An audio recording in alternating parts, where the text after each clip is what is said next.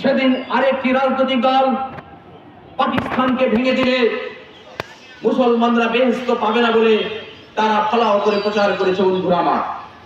কিন্তু সেই সময় ছাত্র সমাজ বাঙালি রাষ্ট্রীয় গঠনের জন্য যে ঐতিহাসিক ভূমিকা পালন করেছিল, সেদিন 8 কোটি মানুষ যখন দিশেহারা, ঠিক সেই মুহূর্তে তৎকালীন আসম আব্দুর রব এই পতাকা উড়িয়ে বাঙালির কাছে একটি স্বাধীনতা লাভের যে দিক নির্দেশনা, সেই দিক নির্দেশনা দিয়েছিল বন্ধু আমার। সেদিন যদি আসম রব 2 মাস এই ভূখণ্ড স্বাধীনভাবে পতাকা উত্তোলন না করতেন, তাহলে দেখতাম আমরা আওয়ামী লীগ সেই পশ্চিম পাকিস্তানের সাথে সমঝোতা করে রাষ্ট্র ক্ষমতায় অধিষ্ঠ হওয়ার জন্য পাগল করা হয়ে গেছিল বন্ধুরা। আমরা দেখি 1 মার্চ থেকে 27 মার্চ পর্যন্ত সেই পাকিস্তানি শাসক গোষ্ঠীর সাথে সমঝোতা করার একটি নীল নকশা দেখেছিলাম বন্ধুরা আমার। কিন্তু এই ছাত্র সমাজ সেই নীল নকশাকে বাস্তবায়ন করতে দেয়নি বন্ধুরা আমার। তাহলে আমরা বলতে পারি 71-এর চেতনা আর 24-এর আকাঙ্ক্ষা কি এক না ভিন্ন বন্ধু আমার? যদি এক এবং অভিন্ন হয়ে থাকে, তাহলে 1971 সাল থেকে 24 সাল পর্যন্ত যে 50 বছর ঊর্ধ্বকাল আমরা পার করলাম, তাহলে 50টি বছর আমরা রাজনৈতিক দল যারা ক্ষমতায় ছিলাম, এই 50টি বছর কি আমরা এই জাতিকে নষ্ট করে দিয়েছি কিনা?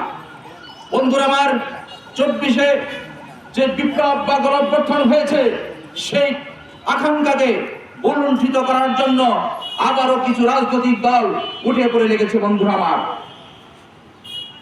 আজকে লক্ষ্য করলে আপনারা দেখবেন এই 24-এর আকাঙ্ক্ষাকে উল্লঙ্ঘিত করার জন্য যারা নির্বাচনকে সামনে রেখে তাদের রাজনৈতিক পরিকল্পনা বাস্তবায়ন করার প্রয়াস চলেছে, তারা যেন কোনোভাবেই সফল হতে না পারে।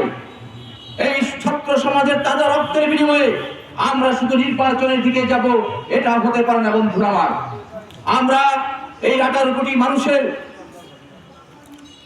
একটি সুখী সমৃদ্ধ বাংলাদেশ গড়ার লক্ষ্যে যে যে জায়গায় সংস্কার করা দরকার, সেই সব জায়গায় সংস্কার করে আমরা নির্বাচনে অংশগ্রহণ করতে চাই বন্ধুরা আমার। আমরা লক্ষ্য করি আজকে বাংলাদেশ যে রাজনৈতিক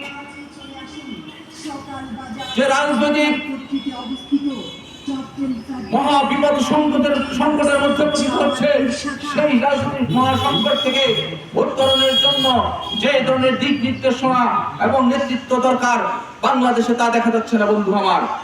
আমরা চাই আগামী দিনে জাতীয় সমাজতান্ত্রিক দল জেএসডির সভাপতি জনাব আসম আব্দুর রব 1971 সালে যেমন এই ভূখণ্ডকে স্বাধীন করার জন্য যে ধরনের দিক নির্দেশনা দিয়েছেন, আবারও 24-এর চেতনাকে 24-এর আকাঙ্ক্ষা বাস্তবায়ন করার জন্য জাতীয় সমাজতান্ত্রিক দল জেএসডির সেই নেতা আসম আব্দুর রব আবার এই জাতিকে একটা দিক নির্দেশনা দেবেন।